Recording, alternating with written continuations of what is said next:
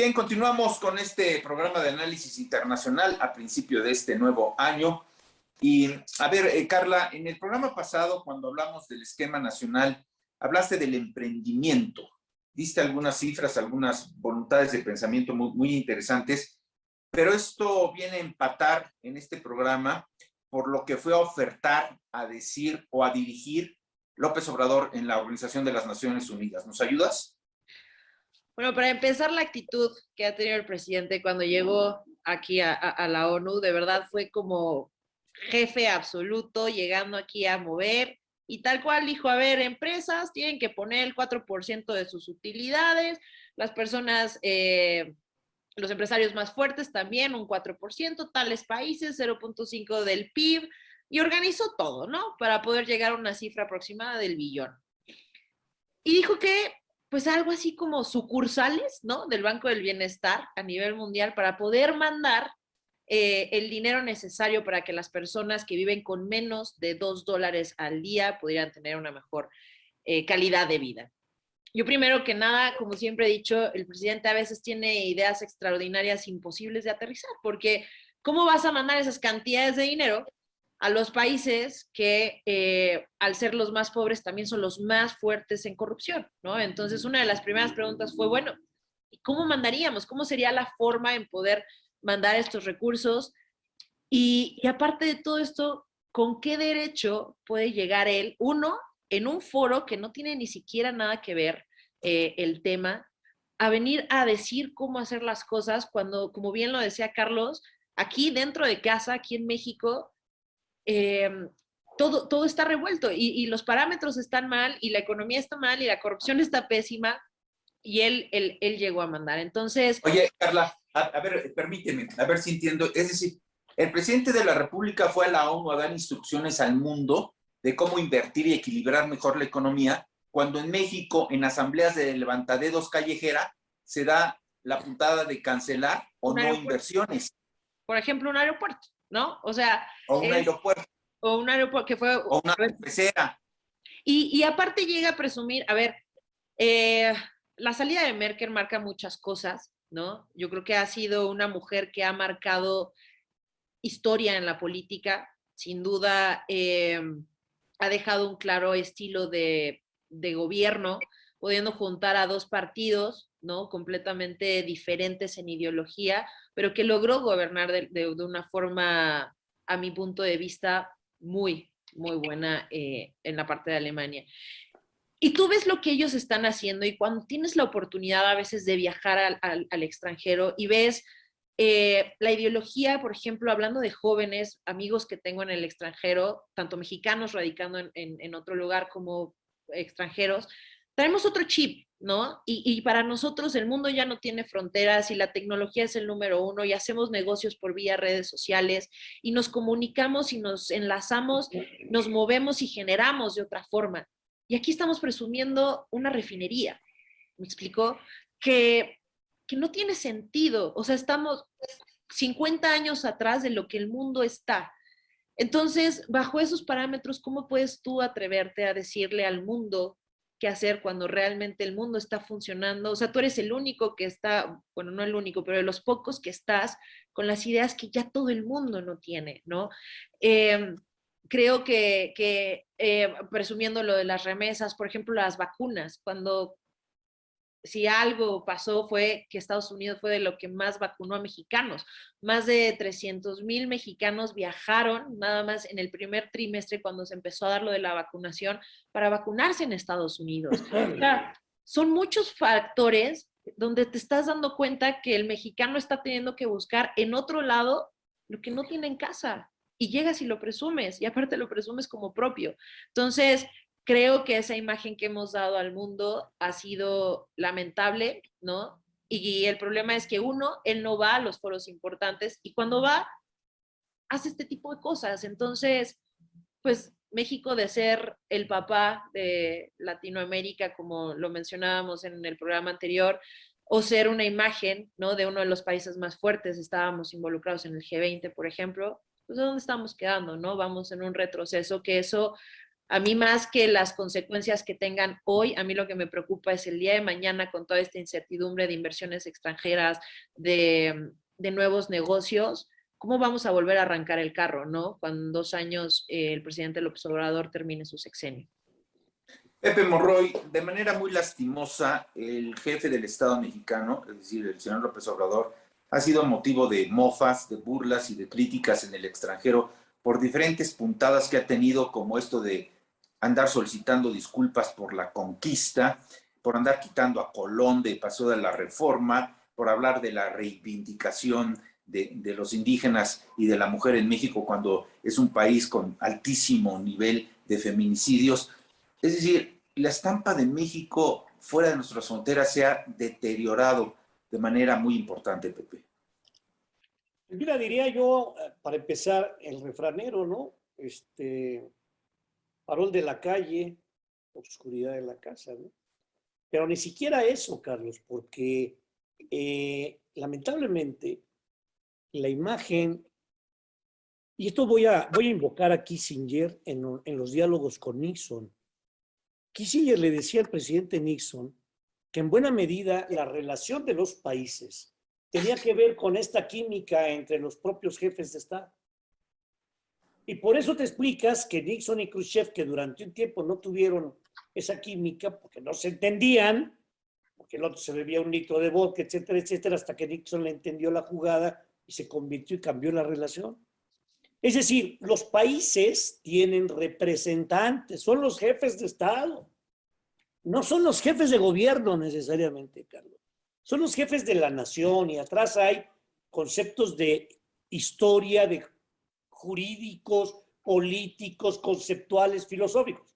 Cuando el presidente va o habla o se mueve, es el representante de los mexicanos. Probablemente tú, Carla o yo no votamos por él, probablemente, pero hubo 30 millones que sí. Entonces respetamos la figura como tal, pero parecería ser que él no le ha dado de terminar el golpe a la figura de jefe de Estado. Él todavía es el líder de las plazas, el arengador, el del discurso vergonzoso, el de las ocurrencias. Por eso lo que está señalando Carla me parece muy grave. Es decir, cuando el presidente va y dice, el año pasado, ¿no? Decía, a ver, hace unos meses, en la ONU, 1,000 ricos que den dinero y 1,000 empresas que le atoren también, y luego los Estados Unidos y luego el BID, y entonces ya juntamos 2 billones de... A ver, ¿dónde estamos? Carlos, el presidente nunca lo he visto yo con un dispositivo tecnológico. Fíjate bien lo que tengo que comentar. Jamás lo he visto con un Wi-Fi, con un celular, en un PowerPoint, jamás, con una tableta electrónica, jamás. Yo quiero creer que el presidente es un analfabeta cibernético, aunque también lo sea por el lado de los idiomas, pero vamos a dejarlo ahí. Y las gráficas que usa para presentar sus cosas eran las gráficas que tú y yo usábamos en la primaria hace 45, 50 o 60 años. El presidente no le da el golpe a que esto ya es un mundo cambiado. Trae el discurso de hace 50 años, pero además el discurso que ya demostró su ineficacia. El mundo estaba dividido entre el capitalismo y el comunismo, y luego en una mezcla ahí medio rara del socialismo, pero bueno, pues se demostró que no jalaba el otro modelito, jala más este de acá. Y este también tiene sus problemas, ¿eh? ¿Cuál es lo que está jalando? La socialdemocracia. Es decir, que el Estado pueda meter la mano en la economía, pero no tanto, y en la parte de las elecciones y de la parte de los representantes populares, este proceso de yo puedo votar y elegir. Ahora, el presidente cuando ha salido ha dejado mucho que desear.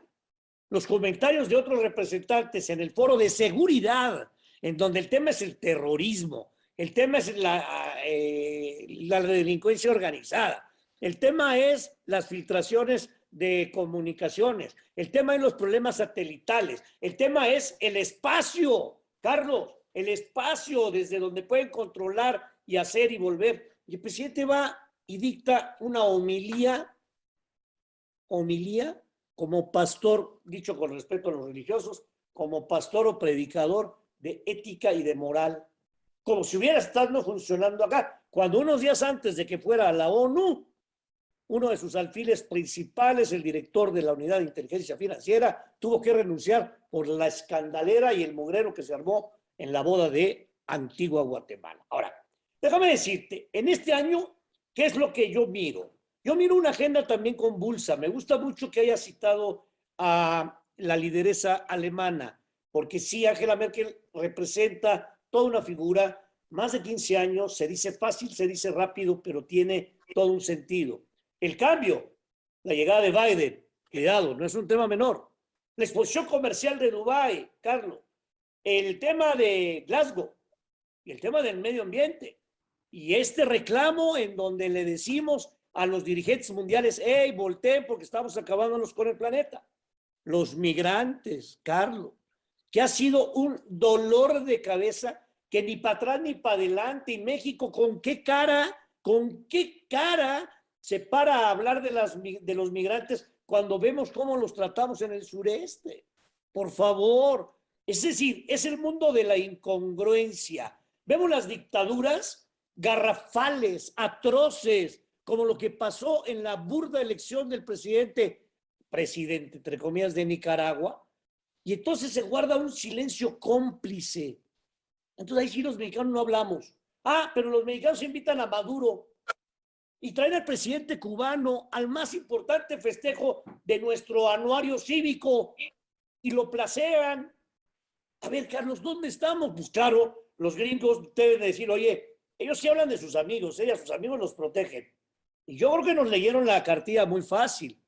O son amigos de Estados Unidos o no lo son. Pero mientras sí o no, le vas a parar tu reforma eléctrica. No la pararon las aritméticas parlamentarias del Congreso mexicano, Carlos. La pararon desde la Casa Blanca, porque dijeron, a ver, quietos, ya estuvo bien. Ya me están mandando muchos mensajes que no me gustan. Que si la OEA, que si aquí, que si allá, que si Venezuela, que si Nicaragua, que si Cuba. A ver, momento. Yo estoy recordando cuando Echeverría y la Carta de los Derechos, ¿te acuerdas? De los países. Exactamente. Y entonces se me hace como que López se quedó por ahí atorado en el tema, pero vuelvo a algo que hemos comentado en otros foros tuyos. Yo creo que es un tema de ocurrencias y de improvisaciones, basado lamentablemente en una falta de cultura y en una especie de revanchismo político, porque muchas de las decisiones, Carlos, tienen una dosis visceral del presidente de México. Y esto, cuando lo proyectas, bueno, pues se vuelve una locura. Por eso, en el ámbito internacional, termino, es tan cuestionado ahora la posición de México, que como decías hace rato con Carlos, era el hermano mayor. No podías, decía Hernán Pacheco, no se podía entender las relaciones de América, la del sur y la del centro, si no pasaban por México para ir a Estados Unidos y Canadá o inclusive a Europa. ¿Por qué? Porque México era el hermano mayor, el paladín de las libertades, el adalid del asilo político. Es decir, en política internacional México tenía un prestigio. El Tratado de Tlatelolco, Carlos, por favor, México tenía voz y prestigio. Hoy creo que somos un país en donde a veces se ríen de nosotros. En donde a veces un trampolín, Pepe.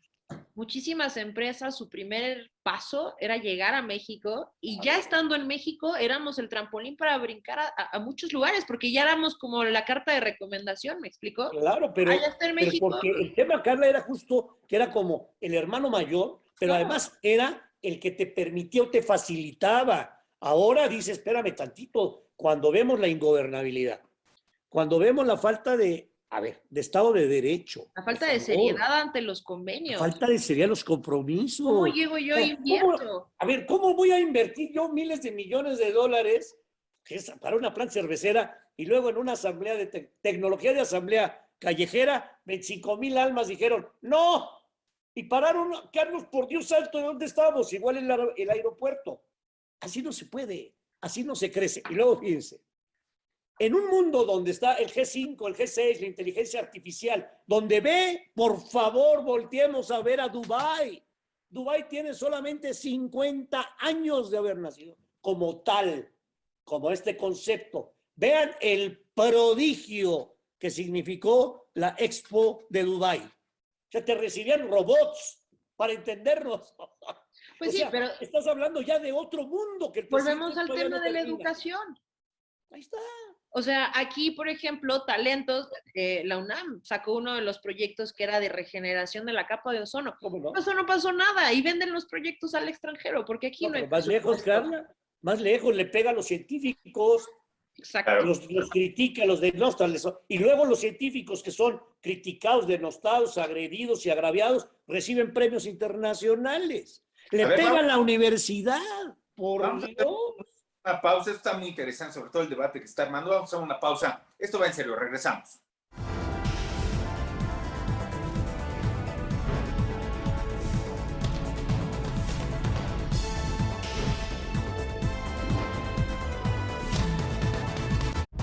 Estás viendo Va en Serio.